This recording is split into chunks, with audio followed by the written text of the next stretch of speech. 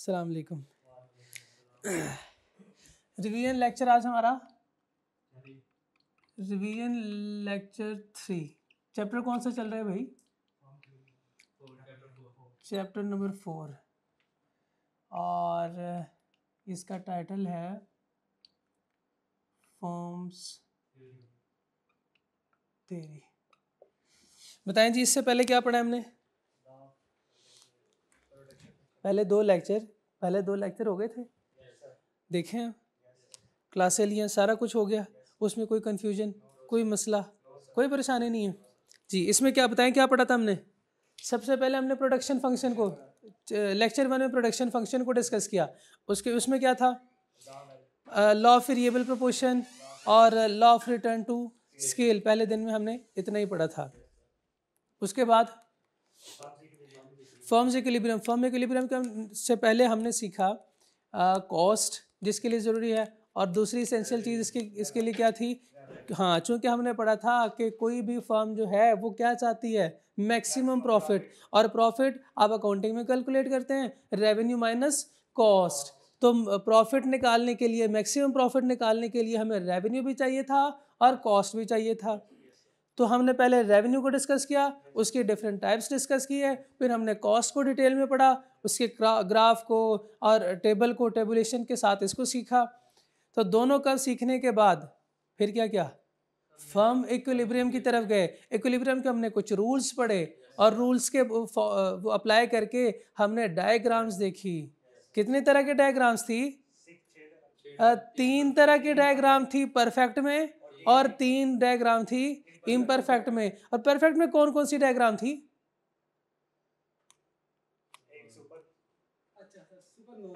हाँ, परफेक्ट में जब सर रेवेन्यू ज्यादा होता है और कॉस्ट कम होती है, तब कौन सी डायग्राम बनती है?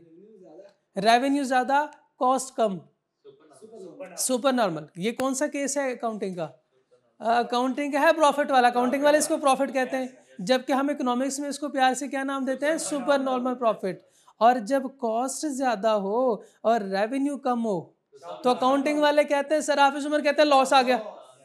सर हम कहते हैं लॉस नहीं, इसको सब नॉर्मल प्रॉफिट कहते हैं। और जब दोनों बराबर हो तो ब्रेक इवन, इवन ब्रेक नहीं, ब्रेक इवन जी, ब्रेक इवन, इसको हम ब्रेक इवन कहते हैं। और ये नॉर्मल प्रॉफिट होता है, हमारा नॉर्मल प्रॉफिट होता है जी। तो आज क्या सीखने जा रहे हैं?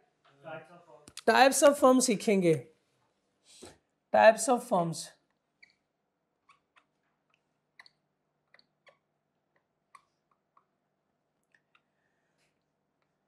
मुझे कोई बता सकता है कि इससे पहले हमने पढ़ा टाइप्स ऑफ फर्म कितनी है? 2 टाइप्स ऑफ फर्म है। कौन कौन सी है? Firms under perfect competition and दूसरी फर्म्स ऑपरेट, आजा भाई, firms operate under imperfect competition. अच्छा, इतना याद है तो आपको ये भी याद होगा कि इन दोनों में फर्क क्या था? इन दोनों में फर्क क्या था? किस चीज का फर्क था? इसमें प्राइस क्या होती है? प्राइस फिक्स रहती है। और इसमें इम्परफेक्ट कंपटीशन के केस में प्राइस सर फिक्स नहीं रहती, बल्कि प्राइसेस रिड्यूस होती हैं। मैंने एग्जांपल भी दी थी कि घर के सामने वाली फर्म कौन सी है? परफेक्ट है, इम्परफेक्ट है? आपके घर के सामने वाली जो दुकान है वो परफेक्ट है, इम्परफेक्ट की एग्जांपल है? हाँ, रेडी वाला जो खड़ा होता है, रेडी वाला जो खड़ा होता है, जब आप जाते हैं उससे, जब एप्पल परचेज करते हैं, क्या कहते हैं आप? सर 2 किलो दे दें और प्राइस थोड़ी सी रिड्यूस कर दें। वो जो प्राइस रिड्यूस करता है, तो ये कौन सी टाइप ऑफ फर्म है? इम्परफेक्ट कंपटीशन वाली फर्म है। क्लियर? इसका मतलब इसको हम क्लासिफाई कहते हैं लेवल 1 पे प्राइसिंग डिसीजन है, प्राइसिंग। और उसके बाद इसमें हम क्या पढ़ेंगे फर्दर? इसमें हम शॉर्ट रन और लॉन्ग रन। ये क्या है? इक्विलिब्रियम है। Equilibrium under perfect competition, short run और लॉन्ग रन। अच्छा, मुझे इक्विलिब्रियम की तरफ जाने से पहले इसमें फर्दर 3 टाइप्स हमने पढ़ी थी, डिटेल में डिस्कस नहीं किया था, लेकिन मैंने सिर्फ नाम बताए थे आपको। वो नाम लिखवाएं, क्या है? Monopolistic competition,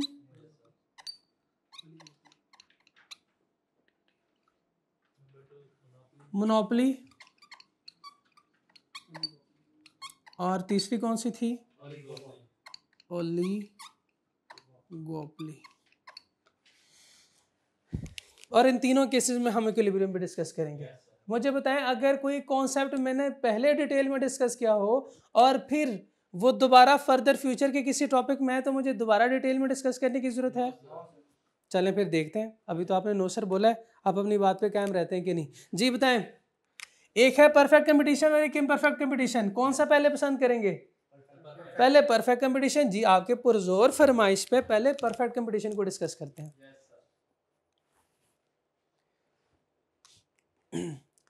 perfect competition, perfect competition वाली फर्म कौन सी होती है? अभी तक हमने सीखा है जिसमें प्राइस फिक्स्ड हो, प्राइस फिक्स होती है। और इसमें हमने देखा भी था, जब हम रेवेन्यू पढ़ रहे थे उस वक्त के प्राइस कैसे ये फिक्स रहती है, और आपने देखा था price is equal to average revenue equal to marginal revenue. कुछ कुछ याद आया? और इसका कर्व कैसे ड्रॉ किया था हमने? Straight line parallel to X axis, बिल्कुल ठीक था। बस परफेक्ट कंपटीशन डेफिनेशन देखें, ये वो सिचुएशन है इंडस्ट्री, मार्केट वो स्ट्रक्चर है where large number of sellers, large number of seller से क्या मुराद है? तादाद में बेतहाशा होते हैं, बहुत ज्यादा होते हैं। क्या ये कोई एक दो फर्म होती है? क्या ये एक दो फर्म होती है? क्या बाहर जो दुकानें हैं क्या वो एक दो दुकानें? ये तादाद में बेतहाशा है, बहुत ज्यादा है। Are selling homogeneous product, homogeneous से मुराद सेम, तकरीबन सेम, तकरीबन कैसे? क्लोज आइडेंटिकल प्रोडक्ट, तकरीबन same. Example, wheat market, chicken market, egg market. Sir egg market कैसे? एग मार्केट कैसे? क्या ये जो बेचने वाले हैं तादाद में बहुत ज्यादा है? बिल्कुल शाबाश, बहुत ज्यादा है, बिल्कुल ठीक। होमोजीनियस प्रोडक्ट है? नहीं, कुछ अंडे सर बड़े होते हैं, कुछ छोटे होते हैं। सर मैंने खुद मेजर किया है। और नहीं, क्लोज आइडेंटिकल का मतलब ये नहीं है, अंडे तो वही है ना, वो ये तो अल्लाह की कुदरत है, छोटा अंडा बड़ा अंडा, ये तो प्रोडक्शन की कैपेसिटी इनकी तो नहीं है ना। सर देसी अंडा और विलायती नहीं, ये डिफरेंस नहीं, ये डिफरेंस नहीं, वो भी अंडा है, एक मार्केट है, वो भी अंडे है। इसी तरह चिकन मार्केट, हाँ तादाद भी बहुत ज्यादा है और होमोजीनियस प्रोडक्ट है। Definition clear? एग्जाम्पल भी ओके। डेफिनेशन से ही हम कुछ कंडीशंस भी डिराइव करते हैं। अगर आपको डेफिनेशन समझ आ गई है तो फिर कंडीशंस आप वहां से डिराइव कर सकते हैं।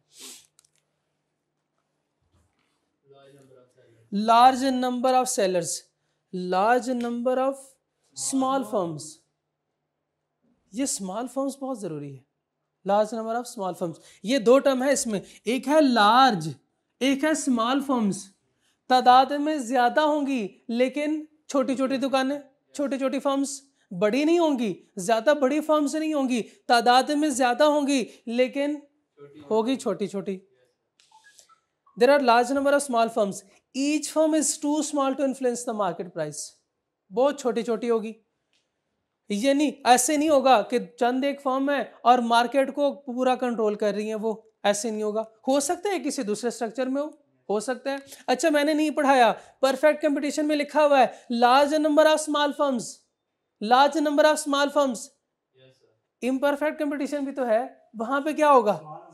वहां पे क्या हो सकता है, मुझे नहीं पता, हो सकता है आगे जाके हम देखें वहां पे लिखा हो small number of small firms, small number of large firms, small number of large firms. और दूसरी टर्म क्या थी? Homogeneous products, homogeneous product, homogeneous product, बिल्कुल शाबाश, homogeneous product, homogeneous product. All firms produce homogeneous product. मुझे बताएं अगर ये डिफरेंट प्रोडक्ट प्रोड्यूस करें तो, डिफरेंट प्रोडक्ट प्रोड्यूस करें, सर अगर डिफरेंट प्रोडक्ट करेंगे शाबाश, तो प्राइस भी डिफरेंट होगी, प्राइस भी उनकी डिफरेंट हो जाएगी। All firm produce homogeneous product, product of one firm is identical to the product of others and are perfect substitute. Perfect substitute, इसके मुझे कोई एग्जांपल दे दें शाबाश। ये एग्जांपल क्यों नहीं दिया आपने? उधर क्यों चले गए? उधर क्यों चले गए कोक और पेप्सी की तरफ? सब्स्टिट्यूट मुझे पता था, आपसे पहले वालों ने भी ऐसे ही किया था, सब्स्टिट्यूट देख के जो है कोक एंड पेप्सी। ओ भाई नहीं, क्लोज परफेक्ट सब्स्टिट्यूट की जब मैंने एग्जांपल दे दी तो ये देखे ना। अब वो अंडा देखा आपने, वो जो छोटा बड़ा था, क्लोज सब्स्टिट्यूट है कि नहीं? मुझे बताएं, क्या वो आपको ये पहले मेजर करते हैं कि ये अंडा थोड़ा सा छोटा है, 20 रुपए का अंडा आप 19 दे दो? नहीं, आपसे भी 20 लेते हैं, उससे भी 20 लेते हैं। फ्री एंट्री एंड एग्जिट, हाँ जी, कोई गुंडे बाहर नहीं खड़े हुए, आप क्लास में एंटर हो रहे थे, आपने देखा किसी ने रोका आपको? नहीं। अगर आप जाना चाहें तो क्या आप जा सकते हैं? दफा हो जाओ। हाँ बिल्कुल जा सकते हैं, नहीं मान्यता तो नहीं है, मैं सिर्फ समझाने का मकसद ये था कि आपको रोकने वाला कोई नहीं है, चाहे आप क्लास में एंटर हो, अगर जाना भी चाहें तो आप जा सकते हैं, यानी फ्री एंट्री एंड एग्जिट है। इसकी एक एग्जांपल ये भी हो सकती है, बाहर रेडी वाले खड़े होते हैं, एक रेडी वाला और आ गया, उसको पूछने वाला कोई नहीं, हाँ भाई कहाँ से आए, या हाँ भाई क्यों आए हो इधर, ये तो हमारा इलाका है, नहीं ऐसे पूछने वाला। अगर कहीं पैसे है, अगर कहीं पैसे है तो हम देखेंगे, हो सकता है शायद वो इम्परफेक्ट कंपटीशन हो, ये नहीं, मैं ये नहीं पढ़ा रहा इम्परफेक्ट कंपटीशन में क्या होगा मुझे नहीं पता, लेकिन यहाँ पे चूंकि लिखा फ्री एंट्री एंड एग्जिट, हो सकता है वहां पे फ्री एंट्री एंड एग्जिट ना हो, यहाँ पे लिखा है होमोजीनियस प्रोडक्ट, हो सकता है वहां यहाँ पे होमोजीनियस प्रोडक्ट ना हो, दोनों में फर्क है ना परफेक्ट और इम्परफेक्ट में। तो जब यहाँ पे होमोजीनियस प्रोडक्ट है, वहां पे क्या होगा? नॉन होमोजीनियस, हेटेरोजीनियस, या आप इसके साथ लिख सकते हैं डिफरेंशिएटेड प्रोडक्ट, लिख लें इसके साथ differentiated products. Large number of small firm के साथ क्या लिखा था आपने? Small number of large firms. Free entry and exit के साथ क्या लिखा है? इसको हम कहते हैं barrier to entry and exit, शाबाश, बैरियर टू एंट्री। यहाँ पे कोई बैरियर नहीं है, firm can easily enter and exit the firm with fluctuation in profit, with fluctuation in profit. Sir ये क्या है? हाँ, प्रॉफिट में उतार चढ़ाव क्या है? सर अगर कोई फर्म मेरे लिए प्रॉफिटेबल नहीं, मेरे लिए कोई बिजनेस प्रॉफिटेबल नहीं है, मुझे लॉस हो रहा है, तो मैं क्या करूंगा?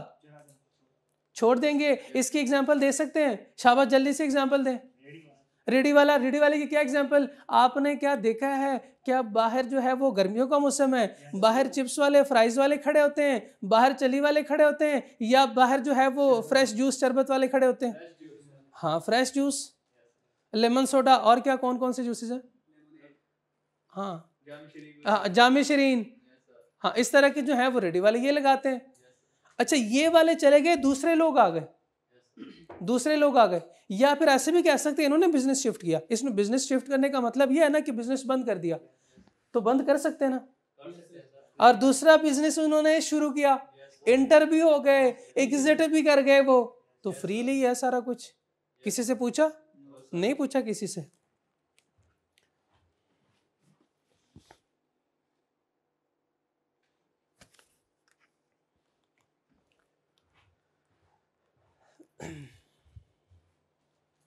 नेक्स्ट कौन सा है? Number 4, perfect knowledge of price. आप फीस सेंटर गए? मुझे ये सब पहले तो मुझे ये बताएं, हफीज सेंटर है एग्जाम्पल परफेक्ट कंपटीशन की या इम्परफेक्ट कंपटीशन की? क्या उसमें small number of large firms है या large number of small firms है? Large number of small firms. इधर भी दुकान, साथ वाले भी, साथ वाले की इतनी दुकान, साथ वाले की इतनी दुकान, और एक दुकान में दो दो लोग बैठे हुए हैं, दो दो शॉप्स हैं, तो large number of small firms है। और मुझे बताएं, क्या वो होमोजीनियस प्रोडक्ट सेल कर रहे हैं? आईफोन 15 अगर इसके पास भी पड़ा है तो उसके पास भी वही आईफोन 15 पड़ा हुआ है, उसके पास क्या, उसके आईफोन 15 को टायर लगे हुए हैं, एक्स्ट्रा टायर लगे हुए, उसको दूसरे वाले को पर लगे हुए हैं, नहीं, वही आईफोन 15 है।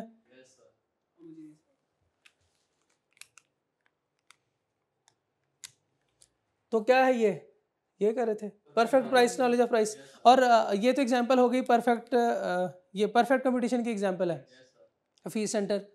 और दूसरा मेरा सवाल ये है कि क्या आपको वहां पे प्राइसेस का पता होता है? Small large number of small farms होगी, तो अगर हमें एक जगह से हम दूसरी जगह से पूछ रहे हैं हाँ, दूसरी जगह से पूछेंगे, तीसरी जगह से पूछेंगे।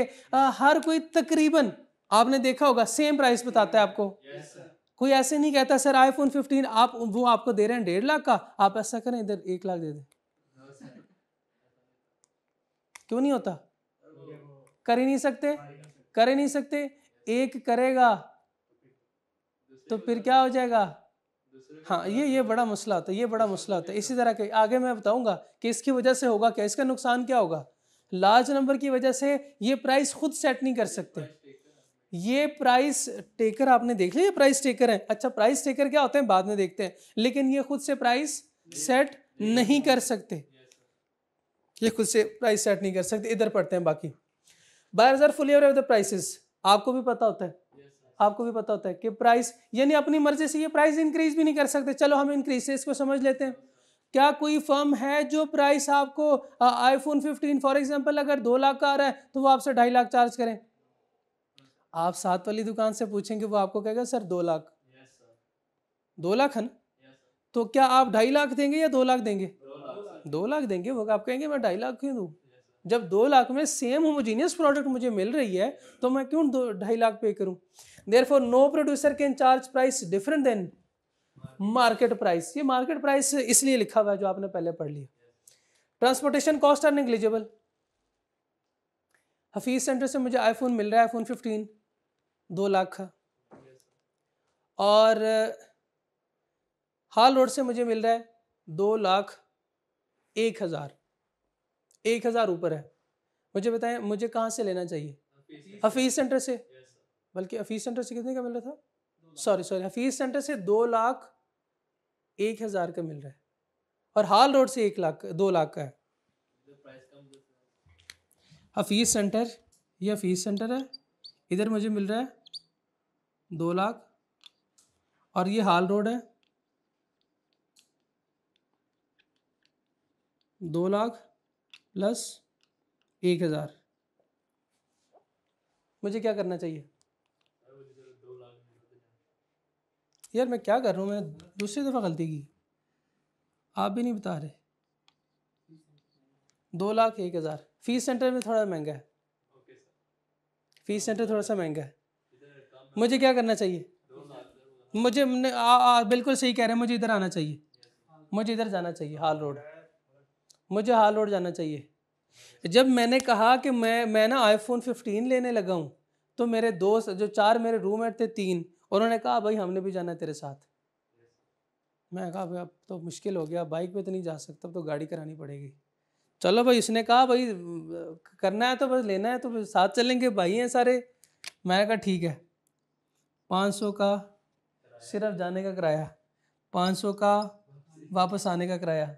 अब सिर्फ इतनी बात नहीं है, शायद अगर मैं 500 में काम हो भी जाए ना, तो जब वापस आएंगे यार ट्रीट भी लेंगे, ट्रीट भी है, ट्रीट तो फिर ट्रीट के चक्कर में क्या होगा, वही कॉस्ट पूरी हो जाएगी। ये सिर्फ कॉस्ट ये नहीं है, टाइम कॉस्ट है। सिर्फ टाइम कॉस्ट नहीं है, आप इसकी जगह पे कुछ और भी तो कर सकते थे। उतनी टाइम में तो आप जो है वो इकोनॉमिक्स से पूरा एक चैप्टर रिवाइज कर सकते थे। चैप्टर 2 आप उतनी देर में रिवाइज कर लेते, कर सकते थे ना। तो मुझे बताएं आपको क्या करना चाहिए? हफीज सेंटर जाना चाहिए। फिर ट्रांसपोर्टेशन कॉस्ट अगर नेग्लिजिबल है, अगर ये तो बहुत ज़्यादा है ना, तो फिर अगर negligible because of zero transportation cost, इस केस में जीरो ट्रांसपोर्टेशन कॉस्ट होगी। अगर zero transportation cost, price discrimination in different location is not possible. Price discrimination in different location is not possible. लेकिन अगर डिफरेंस है, ट्रांसपोर्टेशन कॉस्ट ज़्यादा, अगर transportation cost ज़्यादा, 500 जमा 500 जमा फिर इनको ट्रीट देनी पड़ गई, तो हाँ मैं पागल हूँ जो मैं हाल उड़ जाऊँ? मैं तो कहूँगा ठीक है यार, देना तो फिर भी है इनको। तो क्लियर हो गया? Perfect mobility of factor of production, perfect mobility of factors of production. Perfect mobility है, मशीनरी है, आप इसको चेंज कर सकते हैं, एक जगह से उठा के दूसरी जगह लेके जा सकते हैं, दूसरी जगह लेके जा सकते हैं। सबसे पहले तो मुझे ये बताएं, क्या आप जो है वो लेके जा सकते हैं इसको? इजाजत है इसकी? क्यों? फ्री एंट्री एंड एग्जिट है। शाबाश, बिल्कुल फ्री एंट्री एंड एग्जिट है। हम अपनी दुकान उठाएं, दूसरी जगह शिफ्ट हो जाएं, फ्री एंट्री एंड एग्जिट है। अगर तो ये free entry and exit possible है तो फिर ये भी पॉसिबल, परफेक्ट मोबिलिटी। यानी फैक्टर प्रोडक्शन, हम बंदों को अगर एक डिपार्टमेंट से उठा के दूसरी डिपार्टमेंट में लगा सकते हैं, यानी जिसकी प्रॉफिटेबिलिटी ज्यादा होगी तो हम बंदों को उधर ही लगाएंगे। ऐसे है ना, कोक वाले, ये पेप्सी वाले, लेस भी बना रहे हैं, पेप्सी भी बना रहे हैं, कोक भी। अगर लेस की डिमांड बढ़ गई तो उनको क्या करना चाहिए? उसी लेबर को शिफ्ट करना चाहिए। कहाँ पे? लेस में, कि भाई आप अब बनाओ लेस, ठीक है, उसकी डिमांड बढ़ गई। तो अगर मोबिलिटी पॉसिबल है तो फिर क्या होगा? Factor production can easily move in और out of the market to increase और decrease supply in the according with the demand. Market में उसके सप्लाई को हम इंक्रीज या डिक्रीज कर सकते हैं। मुझे बताएं, इस एग्जांपल में किसकी सप्लाई बढ़ी है? लेस की सप्लाई बढ़ गई। और किसकी सप्लाई कम हो गई? पेप्सी की या कोक की सप्लाई कम हो गई। Firms are efficient, firms are efficient. अच्छा, मैं आपसे पहले एक सवाल ना पूछूं, मुझे बताएं इसमें प्राइसेस जो है वो ज्यादा होंगी या कम होंगी इस केस में? क्यों? Large number of small firms हैं, large number of small firms हैं। अगर एक भी थोड़ी सी प्राइस इंक्रीज करता है तो उसके जो कस्टमर होंगे वो दूसरी तरफ शिफ्ट हो जाएंगे, शिफ्ट हो जाएंगे। Firms under perfect competition are efficient firms.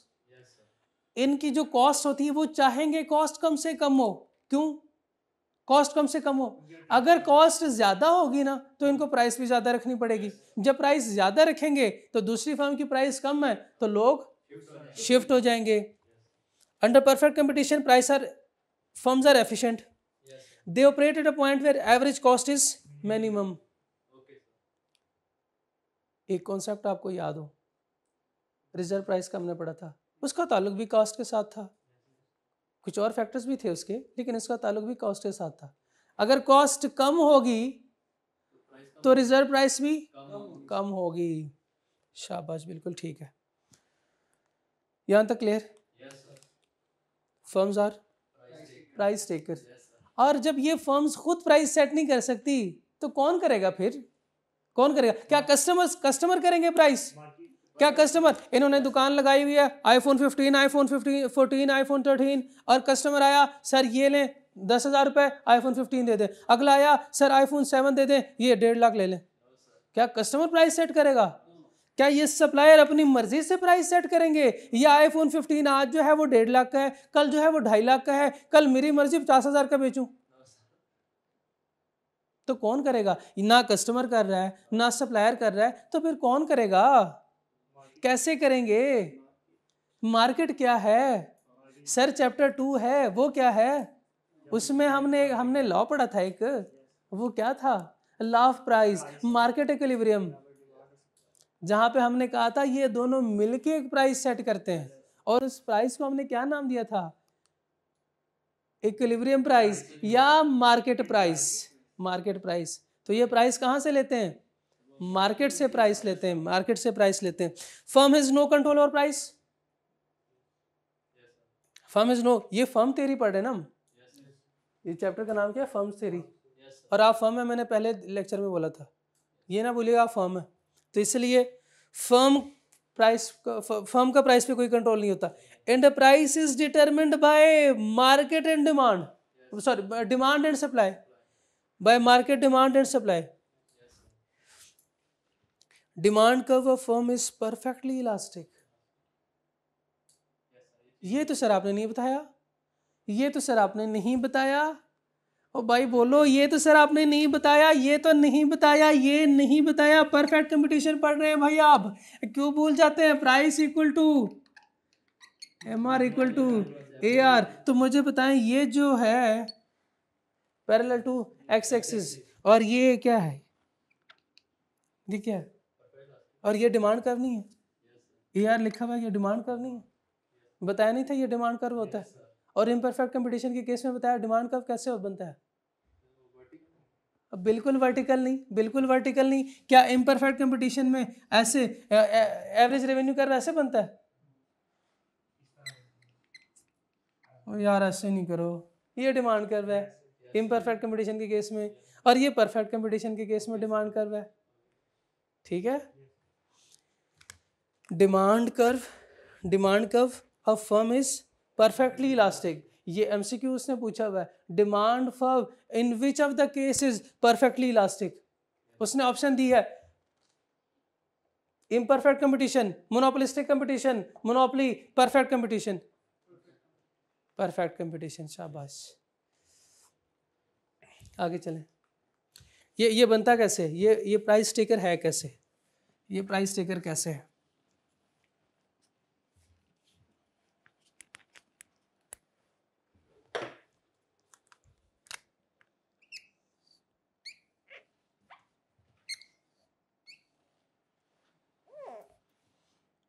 ये क्या है?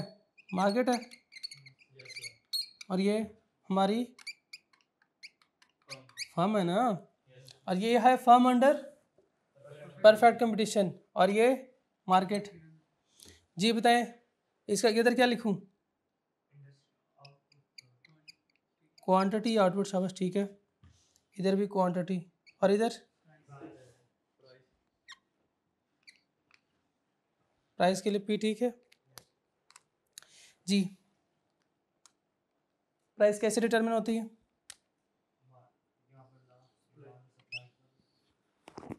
ठीक है, सप्लाई, ये डिमांड। इस पॉइंट को क्या नाम देते हैं? Equilibrium point. और इस पॉइंट पे जो प्राइस होगी, इक्विलिब्रियम प्राइस, ऐसा ही है।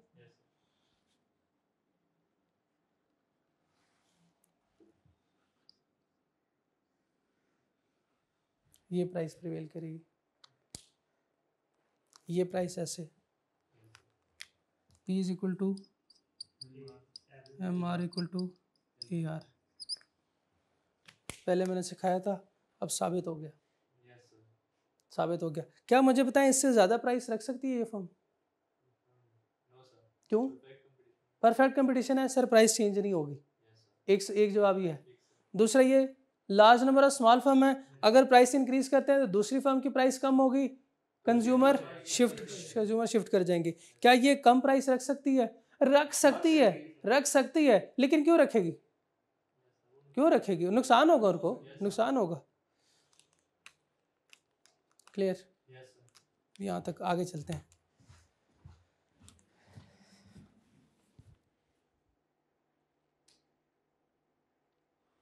डायग्राम देख लें, ऐसी बनी हुई है। उसके बाद अब क्या पढ़ना है? Equilibrium under perfect competition, equilibrium under perfect competition, equilibrium under perfect competition. Short run के केस में भी और लॉन्ग रन के केस में भी, दोनों देखते हैं। आप मुझे बता सकते हैं कि फर्म अंडर परफेक्ट कंपटीशन है तो शॉर्ट रन में कौन सा प्रॉफिट हम अर्न कर सकते हैं? शॉर्ट रन में हम कौन सा प्रॉफिट अर्न कर सकते हैं? मुझे बताएं, क्या शॉर्ट रन में हम सब नॉर्मल प्रॉफिट अर्न कर सकते हैं? कैसे करेंगे सब normal profit earn? Short run में सब नॉर्मल प्रॉफिट कैसे अर्न करते हैं?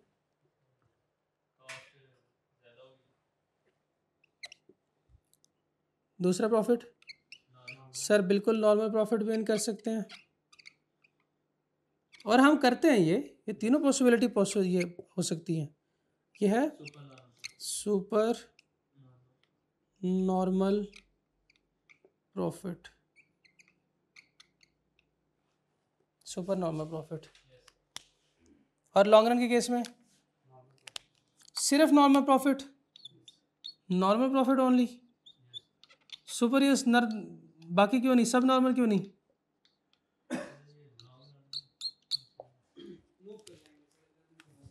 सर अगर सब नॉर्मल प्रॉफिट होगा, सर अगर लॉस होगा, तो चूंकि फ्री एंट्री एंड एग्जिट है, तो ये फर्म क्या करेगी? मार्केट से, इंडस्ट्री से एग्जिट कर जाएगी। लेकिन सर अगर सब सुपर नॉर्मल प्रॉफिट होगा, फिर क्या होगा?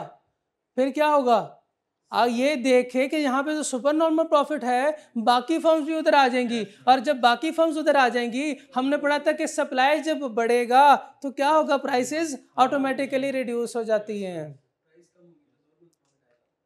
प्राइस जो है रिड्यूस हो जाती है। प्राइस जब रिड्यूस होगी तो नॉर्मल प्रॉफिट आ जाएगा, इसलिए लॉन्ग रन में सिर्फ नॉर्मल प्रॉफिट पॉसिबल है, बाकी दोनों पॉसिबल नहीं है। अच्छा मुझे बताएं, ये दोबारा जो है वो मुझे इसके डायग्राम बनाने की जरूरत है जरूरत बनाऊं दोबारा? नहीं, अगर फिर भी कोई कहता है कि बनाने की जरूरत है तो फिर वो जाके lecture revision lecture number 2A देख लें, सॉरी 2B देख लें, ठीक है। बी में मैंने करवाया दोबारा सारा जी। इसका ताल्लुक जो है वो सिर्फ और सिर्फ इसका प्राइस और इसका कॉस्ट के साथ, ठीक है। ये देख लें, इधर से मैं आपको सिर्फ दिखा देता हूँ। Scan completed.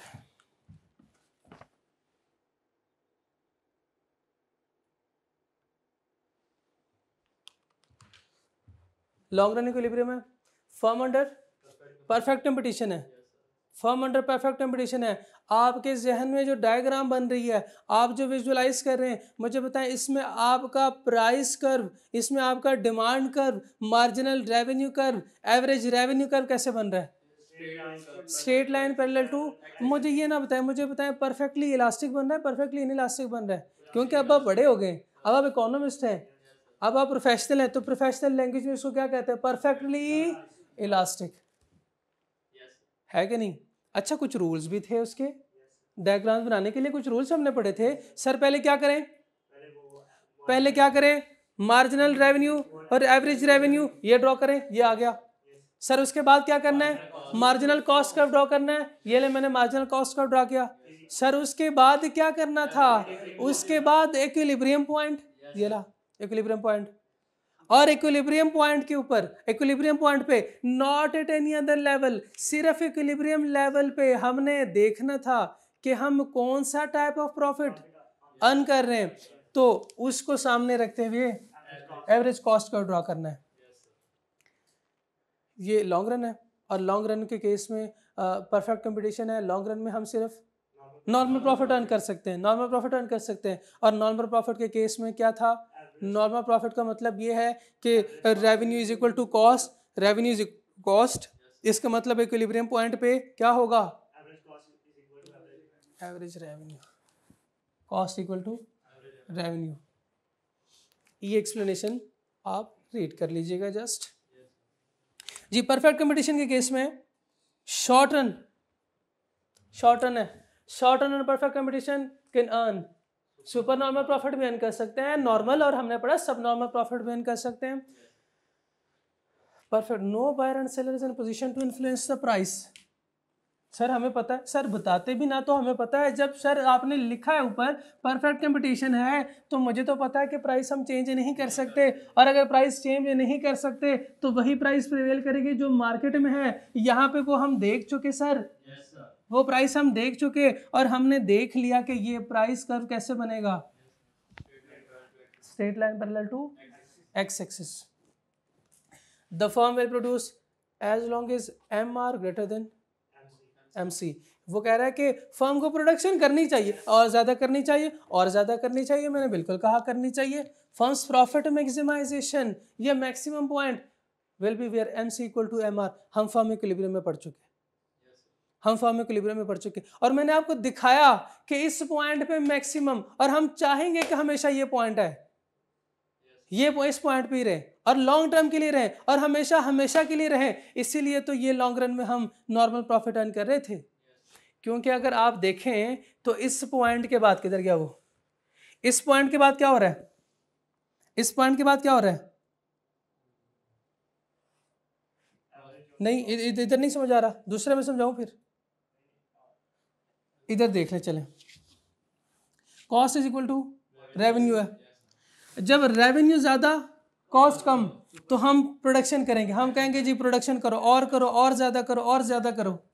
एक पॉइंट आएगा जहाँ पे ये दोनों इक्वल आएंगे, हम कहेंगे ये पॉइंट भी ठीक है, यहाँ पे भी प्रोडक्शन करो, ये मार्जिनल कॉस्ट है ना, ये टोटल कॉस्ट तो नहीं है, एडिशनल कॉस्ट है। और एडिशनल कॉस्ट हमने कहा बाबर आजम जो है वो 50 कर रहा है, अब हम चाहेंगे हर मैच में 50 करे, मार्जिनल कॉस्ट हम हर मैच में 50 करे, हर मैच में 50 बनाए, हम ऐसे ही चाहेंगे ना हर मैच में 50 हो बाबर आजम की। जब हर मैच में 50 होगी तो लॉन्ग टर्म में वो चल सकेंगे। लेकिन कभी अगर ऐसे हो गया कि कॉस्ट ज़्यादा हो गई और रेवेन्यू कम हो गया तो फिर लॉस होगा। यानी जैसे इस पॉइंट से थोड़ा सा आप आगे जाएंगे, जैसे इस पॉइंट को क्रॉस करेंगे तो कॉस्ट ज़्यादा होगी, और जैसे आपको लगा कि कॉस्ट ज़्यादा, आपके कान खड़े हो जाएंगे, अब तो कॉस्ट ज़्यादा आ रही है, अब तो मुझे जो मुनाफा मिल रहा है मुनाफा कम है ना, मुनाफा कम है ना, तो आप इस पॉइंट तक रह सकते हैं। आप कहते हैं इधर तक मैं बर्दाश्त कर सकता हूँ, तो इससे ज़्यादा होगा तो फिर मुझे नुकसान हो जाएगा। ये तो हर कोई चाहता है ना, ये तो हर कोई चाहता, लेकिन ये पॉसिबल नहीं है, पॉसिबल हमेशा के लिए पॉसिबल नहीं है, लॉन्ग टर्म में ये पॉसिबल नहीं है। ये क्लियर? इसमें बाकी भी क्लियर? वो या वो दिखा दूं दोबारा, ड्रॉ करने की जरूरत तो नहीं है ना, बस फिर ठीक है, ये खुद से आप देख लीजिएगा। ये दो है, नॉर्मल प्रॉफिट के डायग्राम भी और सब नॉर्मल भी देख लें। और ये मैंने आपको बता दिया कि रिस्टोरेशन कैसे होगी, रिस्टोरेशन कैसे होगी। रिस्टोरेशन से मुराद ये है कि अगर कोई फर्म है वो सब नॉर्मल प्रॉफिट अर्न कर रही है, एक फर्म है और वो सुपर नॉर्मल प्रॉफिट अर्न कर रही है, क्या वो हमेशा के लिए सब नॉर्मल या लॉन्ग रन में सब नॉर्मल प्रॉफिट अर्न कर सकती है? क्या वो लॉन्ग रन में सुपर नॉर्मल प्रॉफिट अर्न कर सकती है? आपने कहा सर नहीं कर सकती, और नहीं कर सकती का जवाब यह है क्यों नहीं कर सकती। चाहिए तो नहीं है कि वो सुपर नॉर्मल प्रॉफिट अर्न करें और हमेशा हमेशा के लिए सुपर नॉर्मल प्रॉफिट अर्न करती जाए फर्म। हमने पढ़ा although firm under perfect competition can earn supernormal profit, कमा सकती है फर्म, कमा सकती है ये firm super normal profit, normal profit भी और सब नॉर्मल प्रॉफिट भी, लेकिन शॉर्ट रन में, but they can only earn normal profit in the long run. अगर इनिशियली, अब आपने कहा सर मेरा दिल करता है कि सुपर नॉर्मल प्रॉफिट हो हमेशा, मैंने कहा ठीक है, अगर फरमाइशी प्रोग्राम है तो इनिशियली आप सुपर नॉर्मल प्रॉफिट अर्न कर सकते हैं, लेकिन because of high prices new firms, चूंकि फ्री एंट्री इंडेक्स डेटा है, तो new firms to enter the market causing rightward shift in the supply curve, chapter number 2। Rightward shift कहता है तो मैं दिखा दूं चैप्टर नंबर 2 में, ये याद है ना, क्लियर है ना, कोई मसला तो नहीं इसमें। Rightward shift in the supply curve, sir जरा पॉज कीजिएगा, ये चैप्टर 2 हमारा दिखा देता हूँ आपको, ये हमारा चैप्टर 2 है। चैप्टर 2 डिमांड एंड सप्लाई में हमने पढ़ा चेंज इन मार्केट इक्विलिब्रियम या effect of supply on price. Supply के कम या ज़्यादा होने की वजह से क्या होता है, देखिए हमने कहा कि न्यू फर्म आएगी, जब न्यू फर्म्स आएगी तो क्या होगा, सप्लाई बढ़ेगी, जब सप्लाई बढ़ेगा तो क्या होगा, अब देखते हैं सप्लाई बढ़ेगा, मुझे नहीं पता, चैप्टर 2 में मैंने पढ़ा था। राइटवर्ड शिफ्ट इन डिमांड है ये, इसके बाद आता है leftward shift in demand curve, फिर नीचे आएगा rightward shift in supply curve, rightward shift in supply curve, rightward shift in supply curve. इधर भी क्या यही लिखा हुआ था, राइटवर्ड शिफ्ट लिखा हुआ था, यही है ना rightward shift in supply curve. उधर भी देखते हैं क्या rightward shift in supply curve है, बिल्कुल sir, rightward shift in supply curve, increase in supply due to change in, इसको मुझे नहीं पता, लेकिन आपको पता है नॉन प्राइस डिटरमिनेंट में क्या था, नंबर ऑफ सप्लायर्स लिखा हुआ है, नंबर ऑफ सप्लायर, या वो भी दिखा दो, अच्छा बस ठीक है। इंक्रीज इन सप्लाई की वजह से हो क्या रहा है, क्वांटिटी अप लेकिन प्राइसेस डाउन, इससे साबित हो गया कि प्राइस जो है वो रिड्यूस हो जाएंगी, और जब प्राइसेस रिड्यूस होंगी तो प्राइसेस वापस कहाँ आ जाएंगी, वापस in decrease in price to a level equal to average total cost, average total cost. इसका मतलब यह है कि जो रेवेन्यू था वो कॉस्ट के इक्वल हो गया, और जब रेवेन्यू कॉस्ट के इक्वल होता है तो फिर कौन सा प्रॉफिट आप अर्न करते हैं, नॉर्मल प्रॉफिट अर्न करते हैं। इन केस ऑफ सब नॉर्मल प्रॉफिट क्या होगा, एग्जिस्टिंग फर्म जो है वो ये सदमे को बर्दाश्त नहीं कर पाएगी, और जब ये बर्दाश्त नहीं कर पाएंगी तो ये kick out, market causing leftward shift in supply curve, and increase in prices to a level equal to average cost. इसका मतलब ये है कि जो फर्म छोटी छोटी फर्म थी उनको नुकसान हो रहा था, नुकसान बर्दाश्त नहीं कर सके, तो अल्लाह को प्यारे हो गए, तो जब ये रिमेनिंग रहे वो कम तादाद में रह गए, और कम तादाद में देख लेते हैं चैप्टर नंबर 2 क्या कहता है। कम तादाद वालों के बारे में चैप्टर नंबर 2 अर्ज करता है leftward shift in supply, decrease in supply due to change in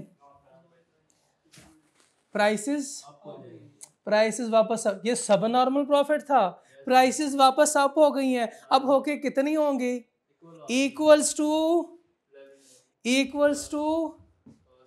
average total cost. और जब रेवेन्यू इक्वल टू कॉस्ट हो जाए तो आप कौन सा प्रॉफिट अर्न करेंगे। देयरफॉर लॉन्ग रन में price always moves back to the position where all firms are earning normal profit. यही साबित करना था मैंने, हो गया साबित। आप डायग्राम से भी कर सकते हैं, चाहे आप सप्लाई को राइटवर्ड शिफ्ट करें या लेफ्टवर्ड। ये राइटवर्ड है ना, एस नॉट और S1, ये खुद ट्राई कर लीजिएगा। नहीं समझ आया, नहीं आया तो साथ वाले से पूछ लें, साथ वाले उसको तो समझ आ गया है, साथ वाले से पूछ लें।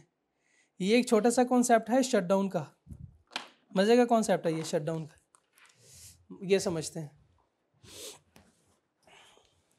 ये क्लियर, रेस करूं, कर दिया, चले जी।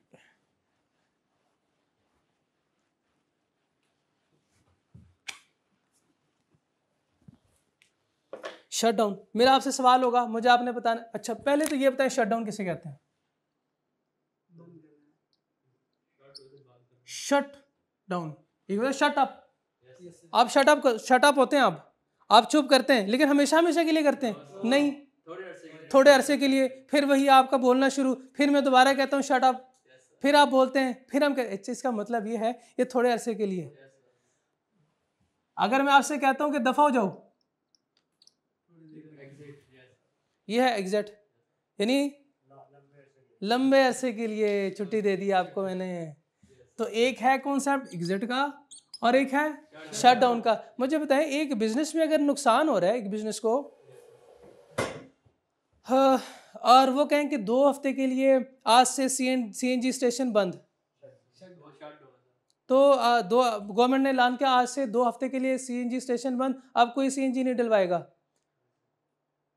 तो क्या उस बिजनेसमैन को क्या करना चाहिए। और ये तो मेरा बड़ा नुकसान हो गया, गवर्नमेंट ने 2 हफ्ते के लिए जो है CNG बैन करवा दी है, मुझे क्या करना चाहिए। दुकान बंद, शटर डाउन, मैं जो है मैं तो अब जूते बेचूंगा।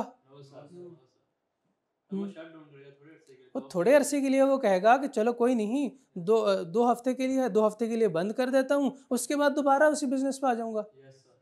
ऐसा है ना, पॉसिबल है। चलें अब देखते हैं कैसे, क्या करना चाहिए या क्या होगा। तो फिर उसे शट डाउन करना है या फिर उसे एग्जिट करना है। एग्जिट का मैं नहीं पूछूंगा, मुझे आपने ये बताना है कि शट डाउन करना है या नहीं करना। एग्जिट को आपको पता है।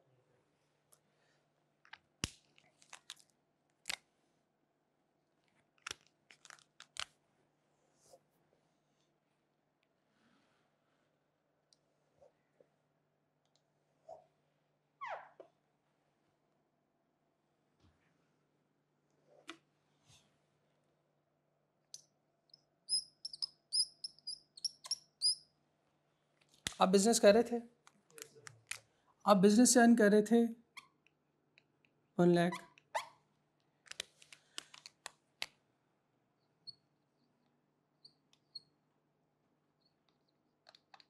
अगर आप शट डाउन नहीं करते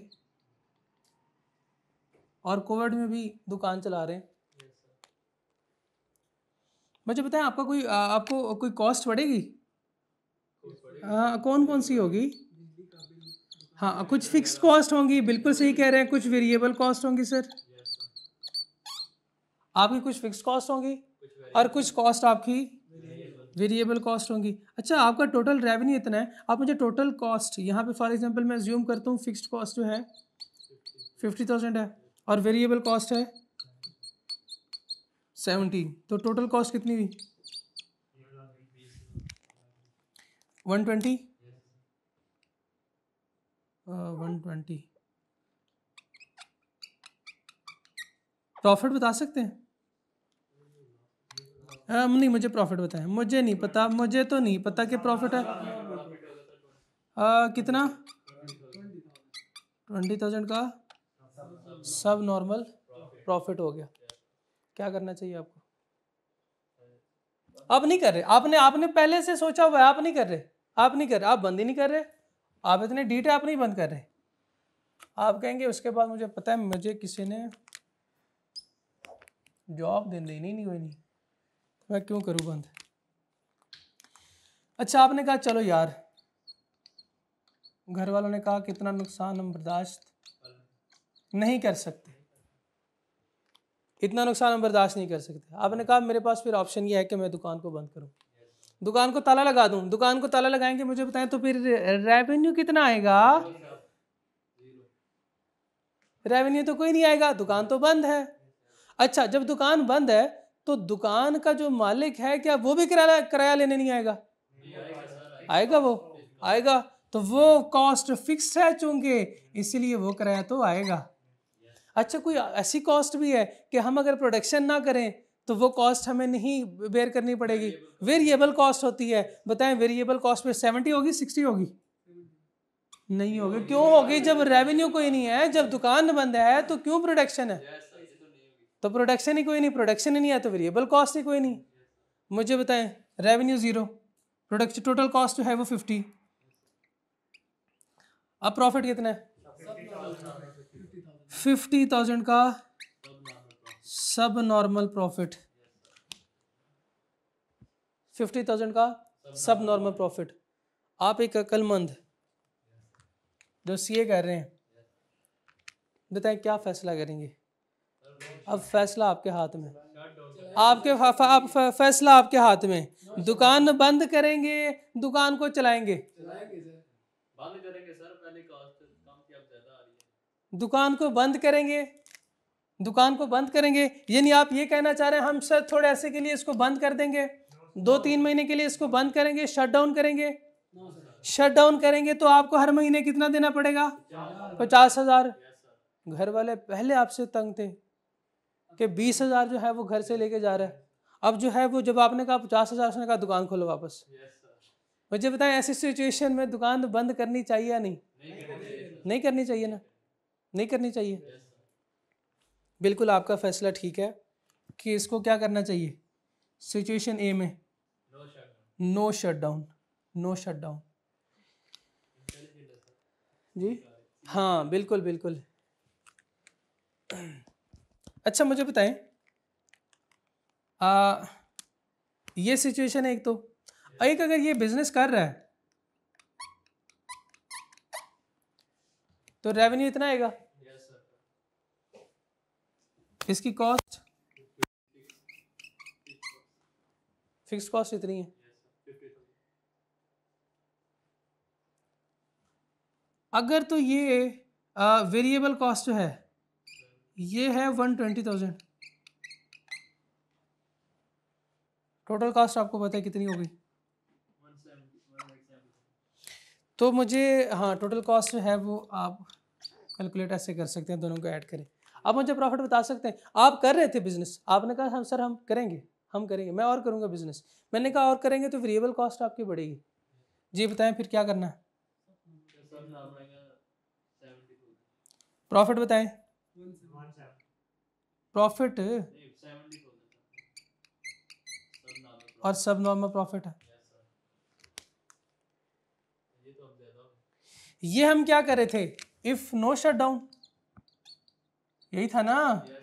ये आप देख सकते हैं, इफ नो शट डाउन है। कहाँ से पता चल रहा है भाई? इधर से देखें, रेवेन्यू भी है और वेरिएबल कॉस्ट भी है। जी क्या करना चाहिए मुझे? अब हमें शट डाउन कर देना चाहिए। क्यों?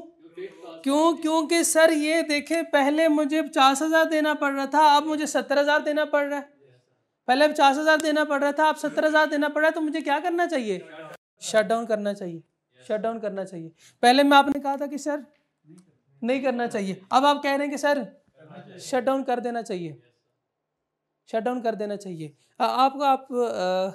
आपको लग रहा है कहीं पे कोई चेंज है? कहीं पे कोई चेंज? सिर्फ वेरिएबल कॉस्ट में आपको नजर आ रहा है चेंज। ये जो तब्दीली सरकार आपको नजर आ रही है ना, और ये सिर्फ और सिर्फ कहाँ पे है, ये वेरिएबल कॉस्ट में है, वेरिएबल कॉस्ट।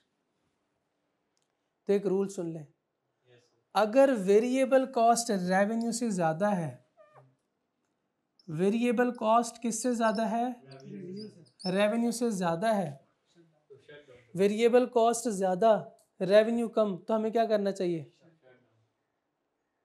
शट डाउन करना चाहिए। यस, शट डाउन करें। अगर वेरिएबल कॉस्ट रेवेन्यू से कम है तो नहीं करना चाहिए, बस एक ही रूल है, एक ही रूल है, इसका मतलब यही हुआ, तो शट डाउन हमें नहीं करना चाहिए। बस ठीक है, इसके पीछे इतनी ही कहानी थी, लेकिन ये समझाना बहुत ज़रूरी था। इस कॉन्सेप्ट को समझाने के लिए ये टेबल बहुत ज़रूरी है। Shut down point is the point in short run. अच्छा मुझे आप तो ये बताएं, ये शॉर्ट रन का कॉन्सेप्ट क्यों है, ये क्यों? सर यहाँ से भी आप देख सकते हैं फिक्स्ड कॉस्ट भी है, वेरिएबल कॉस्ट भी है। एक तो आपकी बात ठीक है, ये थोड़े अरसे के लिए है, ये थोड़े शॉर्ट रन के लिए है, शॉर्ट रन के लिए, लेकिन सर वेरिएबल कॉस्ट और फिक्स्ड कॉस्ट भी आ रही हैं। जब दोनों कॉस्ट आ रही हैं इसमें, इसका मतलब ये शॉर्ट रन है, और इसमें तो सिर्फ और सिर्फ ये फिक्स्ड कॉस्ट आ रही हैं। नहीं है तो सही, लेकिन चूंकि प्रोडक्शन नहीं है इसलिए वेरिएबल कॉस्ट भी नहीं है। अगर प्रोडक्शन होती है वेरिएबल कॉस्ट भी होनी थी। Where price equal to average variable cost, price equal to average variable cost, firm will stop its production if price falls before average variable cost. Average variable price किसे कहते हैं? अब price equal to average revenue, average revenue falls before average variable cost। क्या कहना चाह रहा है? average revenue कम है किससे? average variable cost से। एवरेज रेवेन्यू कम है किससे? एवरेज वेरिएबल कॉस्ट से। तो फिर हमें क्या करना चाहिए? शट डाउन करना चाहिए, शट डाउन करना चाहिए। और मैक्सिमम पॉइंट की बात ये कर रहा है, वेयर प्राइस इक्वल टू ये, firm will stop its production. जैसे ही इससे नीचे आएगा ना, फर्म अपनी प्रोडक्शन स्टॉप कर दी। फिर सर ये क्या है? Average cost. ये क्या है? Average variable cost. ये इसके ऊपर क्यों है? ये पहले मुझे ये बताएं, दो कर्व क्यों ड्रॉ किए?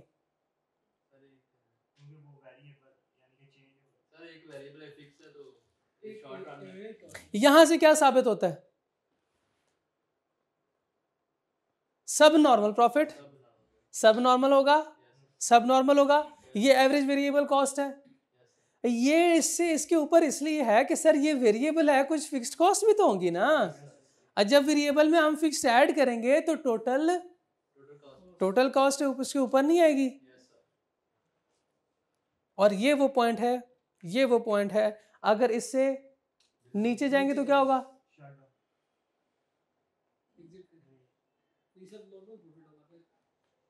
इससे नीचे जाएंगे तो क्या होगा? यानी कॉस्ट कम हो जाएगी, रेवेन्यू ज्यादा हो जाएगा। फिर तो नहीं करना चाहिए। हम तो चाहते ही हैं कि रेवेन्यू ज्यादा और कॉस्ट कम हो, लेकिन जैसे जैसे इसके ऊपर जाएंगे तो वो क्लियर। ये पढ़ लीजिएगा, ये अब आसान है, ये अब आप कर सकते हैं। नेक्स्ट आगे चलें।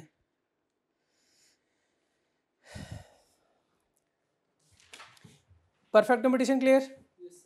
ये है टाइप ऑफ इम्परफेक्ट कंपटीशन।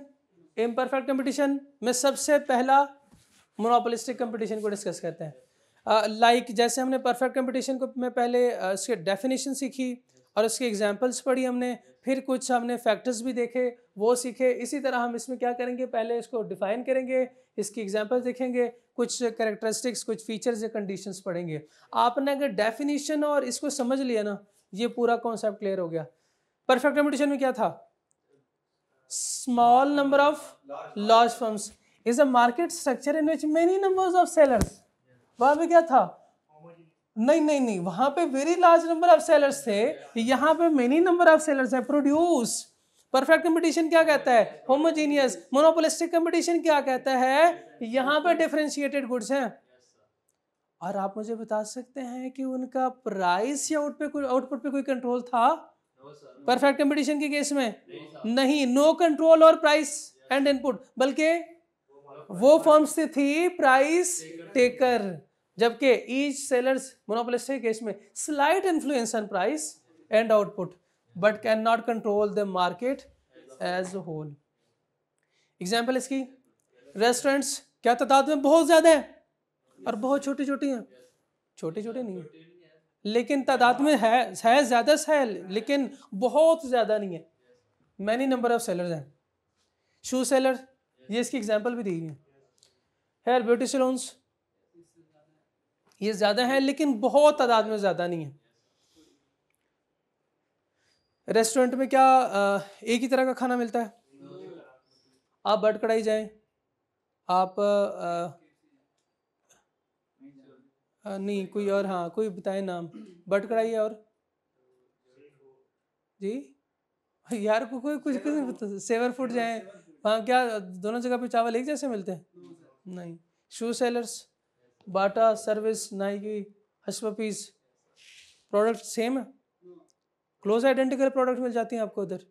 नहीं, बिल्कुल डिफरेंस है इसमें, बिल्कुल इसमें डिफरेंस है। हेयर ब्यूटी सैलून्स होते तो शूज ही हैं, होते शूज हैं, उसकी प्राइस भी डिफरेंट होती है और उसका जो है वो डिज़ाइन भी और क्वालिटी भी सब कुछ डिफरेंट होता है, इसलिए डिफरेंशिएटेड गुड्स है। फीचर्स देखें, फीचर्स हमने कुछ जैसे हमारी आदत है परफेक्ट कंपटीशन में हमने डेफिनेशन से डिराइव की, मेनी फर्म्स डेफिनेशन से डिराइव्ड है, डिफरेंशिएट। अच्छा वहाँ पे क्या था? और नहीं वहाँ पे था large number of small firms, और मैंने इसके साथ लिखवाया था कि हो सकता है कि इम्परफेक्ट कंपटीशन में इस तरह कुछ लिखा हो, मेनी नंबर ऑफ सेलर्स। वहाँ पे था होमोजीनियस, और मैंने वहाँ पे लिखवाया था हो सकता है वहाँ पे डिफरेंशिएटेड गुड्स हो। तो ये देख लिया आपने। Brand loyalty exist, making demand inelastic, making demand inelastic है, ठीक। बैरियर्स टू एंट्री, वहाँ पे फ्री बैरियर टू एंट्री, और मैंने लिखवाया था कि हो सकता है आगे जाके इम्परफेक्ट कंपटीशन में हम पढ़े कि क्या है barrier to entry and exit हो, लेकिन कम है। प्रोड्यूसर है some influence over price, definition से हमने ड्राइव किया। Non price competition, non price competition, firms compete in marketing, product development, service. यानी ये नहीं होता कि एक जो है वो प्राइस 10 रखता है, दूसरा 8, फिर अगला कहता है नहीं अच्छा ये देख के कस्टमर इसके पास ज़्यादा आ रहे हैं तो वो 7 कर दें, और दूसरा कर दें 6, अगला फिर 5, ऐसे नहीं होता। ये जो प्राइस में डिफरेंस है ना, ये किस वजह से है? मार्केटिंग की वजह से, मार्केटिंग की वजह से। जैसे फॉर एग्जांपल बाटा वाले ज़्यादा मार्केटिंग कर रहे हैं, अपने मार्केटिंग ज़्यादा करवा रहे हैं ना बाटा वाले, सर्विस ने अपनी डिमांड बढ़ानी है, एडवर्टीजमेंट ज़्यादा करेंगे, ज़्यादा एडवर्टीजमेंट होगी, लोग ज़्यादा आएंगे। इसी तरह product differentiation, product development. Hush puppies आपको पता है ब्रांड है, पता है ना इसका, और इनके जो प्रोडक्ट है वो बहुत अच्छी है। इनके जो शूज़ हैं आप पहनते हैं, आप कहते हो यार इनकी ना क्वालिटी अच्छी होती है, क्वालिटी अच्छी होती है, तो प्रोडक्ट डेवलपमेंट है। इसी तरह सर्विसेज भी, ये अगर आपको अच्छा ट्रीट करते हैं, वहाँ पे आपको जूस भी पिलाते हैं, तो फिर आप कहते हो यार वहाँ पे इसी का वहाँ भी ले लें, यार थोड़ी देर बैठ के जूस भी पियेंगे।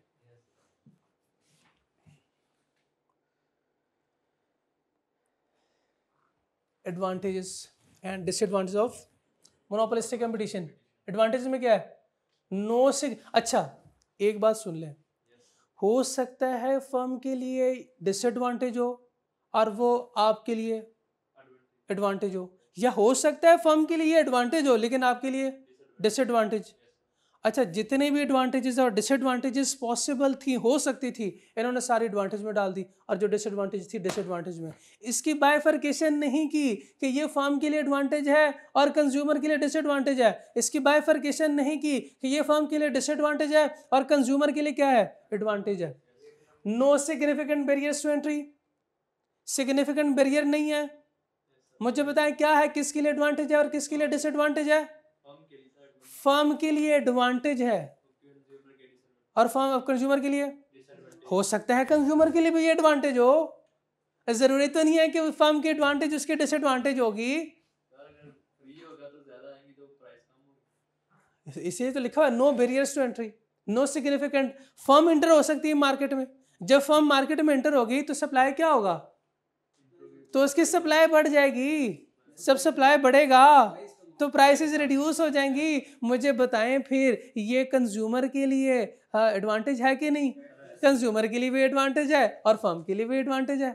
आगे देखते हैं, differentiation increase consumer choice, advantage है कंज्यूमर के लिए, बिल्कुल एडवांटेज है consumer choice. More efficient then monopoly,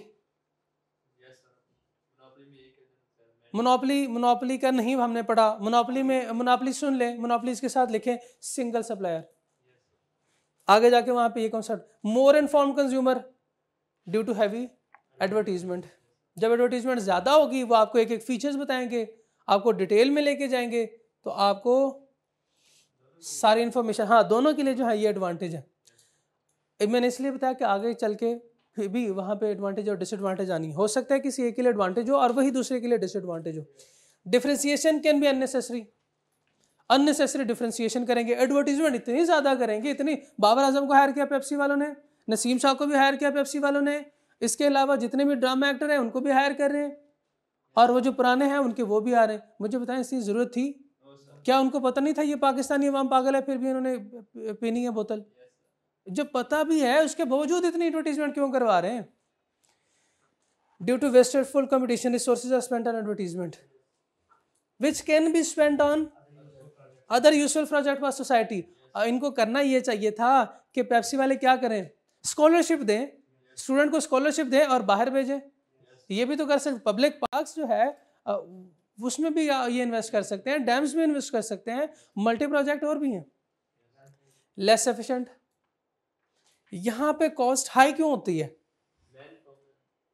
ये खुद कॉस्ट है, ये खुद कॉस्ट है, इसलिए ये कॉस्ट है। देन परफेक्ट कंपटीशन, क्योंकि परफेक्ट कंपटीशन में ये चीज़ नहीं है, वहाँ पे प्राइस सेम है, तो इसलिए उनको ज़रूरत नहीं पड़ती। आपने देखा हो सफ़ेद अंडा ले लो, बड़ा अंडा ले लो, बड़ा अंडा नहीं, ऐसे नहीं है, हर किसी के पास एक ही अंडा है। Prices are higher as compare to perfect competition. क्यों? ना, प्राइस पे इनके कंट्रोल होता है, भूल गए आप?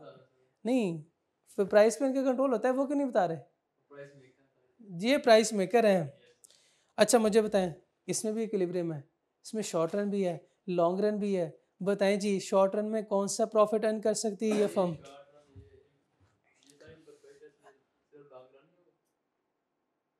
क्यों इम्परफेक्ट? ये कब ऐसे हुआ कि मैंने कहा परफेक्ट कंपटीशन में सिर्फ लॉन्ग रन है? ये तो दोनों में पॉसिबल है ना, तो शॉर्ट रन भी पॉसिबल है, लॉन्ग रन भी पॉसिबल है, परफेक्ट में भी और इम्परफेक्ट में भी। तो बताएं जी, लॉन्ग रन में, इम्परफेक्ट कंपटीशन में, मोनोपोलिस्टिक कंपटीशन है, कौन सा प्रॉफिट अर्न करेगी? शॉर्ट रन में, शॉर्ट रन में तीनों, और लॉन्ग रन में नॉर्मल। देखने की दफ़ा दिखा देता हूँ बाकी एक्सप्लेनेशन और डायग्राम, चूँकि हम कर चुके हैं। ये शॉर्ट रन है, लॉन्ग रन आपने देख लिया, सेम वही बातें तो इधर लिखी हुई थी, सेम वही बातें इधर भी, लेकिन इसमें डिफरेंस क्या है? यस, क्योंकि ये इम्परफेक्ट कंपटीशन है और इम्परफेक्ट कंपटीशन की वजह से प्राइसेस रिड्यूस होंगी। जब प्राइस रिड्यूस होंगी तो एवरेज रेवेन्यू और मार्जिनल रेवेन्यू का कर्व कैसे बनेगा? Downward slope. ये ठीक है। सुपर नॉर्मल प्रॉफिट भी देख लें और सब नॉर्मल के दीदार करें। इसके साथ ही ये ख़त्म हो गया, और कल के लेक्चर में मोनोपोली और ओलिगोपोली हम पढ़ लेंगे, ठीक है। ये चैप्टर पूरा 3 लेक्चर हो गए, चौथे लेक्चर के साथ ही ये पूरा हो जाएगा। देखिए अब जो है वो कुछ समझ आया, कन्फ्यूजन दूर हो गई। चलें, बस यही मेरा मकसद था। और कोई सवाल नहीं?